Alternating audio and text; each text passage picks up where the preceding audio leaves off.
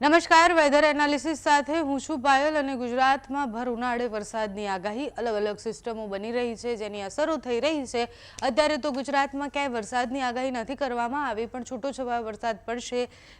એ દક્ષિણ ગુજરાતના ભાગો હોય કે પછી મધ્ય ગુજરાતના ભાગો હોય, સામાન્ય વરસાદ પડવાની સંભાવના છે। એકદમ છૂટોછવાયો વરસાદ હશે। સિસ્ટમની પહેલાં આપણે વાત કરી લઈએ કે કઈ સિસ્ટમ છે, એની અસરો કેટલી થવાની છે। આપણે જેમ પહેલાં પણ વાત કરી હતી કે બંગાળની ખાડીમાં સિસ્ટમ બની છે અને સાથે તમે જુઓ કે નીચે માલદીવ્સની બાજુમાં એક સિસ્ટમ બનેલી છે। સિસ્ટમની અસરને કારણે અત્યારે ગુજરાતમાં વરસાદ ધીરે ધીરે દક્ષિણ તરફ એટલે કે દક્ષિણના ભાગોમાંથી વરસાદ ઉપર આવી રહ્યો છે। મહારાષ્ટ્રના દરિયાકાંઠા થઈ અને પછી એ ઉપરના તરફ દક્ષિણ ગુજરાતને અસર કરતો દેખાય છે। વેસ્ટર્ન ડિસ્ટર્બન્સની સિસ્ટમો સતત પસાર થઈ રહી છે જેના કારણે નેપાળ સુધી એ સિસ્ટમ પહોંચી છે। તમે જુઓ કે અહીંયા બાંગ્લાદેશ પાસે પણ એટલે કે આ જેટલા પણ ભારતના વિસ્તારો છે આ તરફના એ બધા જ વિસ્તારોને અસર થતી દેખાય છે।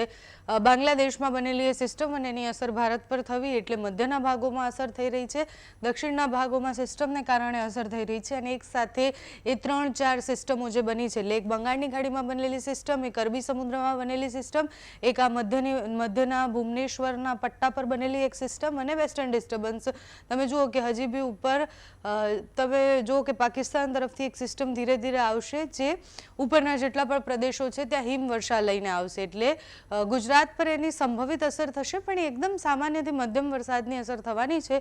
ગરમીનો પારો ખૂબ વધવાની સંભાવનાઓ છે એટલે તમે જુઓ કે અહીંયા સિસ્ટમની જે અસર છે એના કારણે દરિયાકાંઠાના વિસ્તારમાં વરસાદ પડશે પણ જે ગરમી છે એમાં પણ વધારો થશે। અહીંયા પણ એક મજબૂત સિસ્ટમ બની રહી છે ઇન્ડિયન ઓશન પ્રશાંત મહાસાગરમાં અને એ સિસ્ટમ કેટલી મજબૂત થાય છે સાથે જ શ્રીલંકા પાસે બનેલી સિસ્ટમ એ ચક્રવાત તરફ આગળ વધી રહી છે એટલે એ ડિપ્રેશન સુધી પહોંચે અને એના પછી દરિયાકાંઠાને અથડાય તો એની અસર વધુ જોવા મળે પણ અત્યારે તો આ જે સિસ્ટમ છે એ મજબૂત દેખાઈ રહી છે। લો પ્રેશર સિસ્ટમ જેવી અત્યારે સ્થિતિ એની દેખાઈ રહી છે।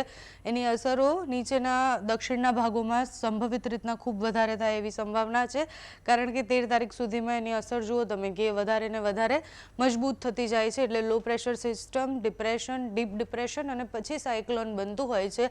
હવે આ સાયક્લોન સુધી પહોંચે છે કે કેમ એ જોવાનું છે। કોચી તરફ પણ એક સિસ્ટમ બનેલી છે। તમે જુઓ કે અહીંયા પણ એક સિસ્ટમ જે છે એ 14-15 તારીખની આસપાસ દેખાય છે એટલે દક્ષિણના મોટાભાગના વિસ્તારોમાં ભયંકર વરસાદ પડવાનો છે।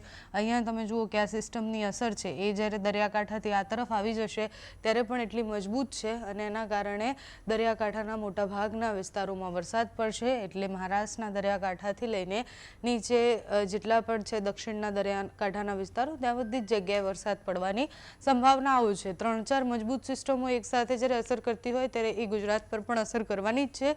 ભારે પવન ફૂંકાશે તેવી આગાહી કરવામાં આવી છે। ગરમીનું તાપમાન થોડુંક ઓછું થશે એટલે 1-2 ડિગ્રી તાપમાન ઓછું થશે બાકી સ્થિતિ એની રહેવાની છે। અત્યારે તો બધાની નજર છે અહીંયા બનેલા એ ચક્રવાત પર એ વાવાઝોડું કેવી રીતના આગળ વધે છે, કેટલું મજબૂત થાય છે એ જોવાનું રહ્યું। તમારે ત્યાં અત્યારે કેવું વાતાવરણ છે અમને કમેન્ટ્સમાં જણાવજો। અત્યારે આ વિડીયોમાં બસ આટલું। જો તમે અમને યુટ્યુબ પર જોઈ રહ્યા હોય તો સબસ્ક્રાઈબ કરજો, ફેસબુક પર જોઈ રહ્યા હોય તો ફોલો કરજો, અમારા વિડીયોને લાઈક અને શેર કરજો।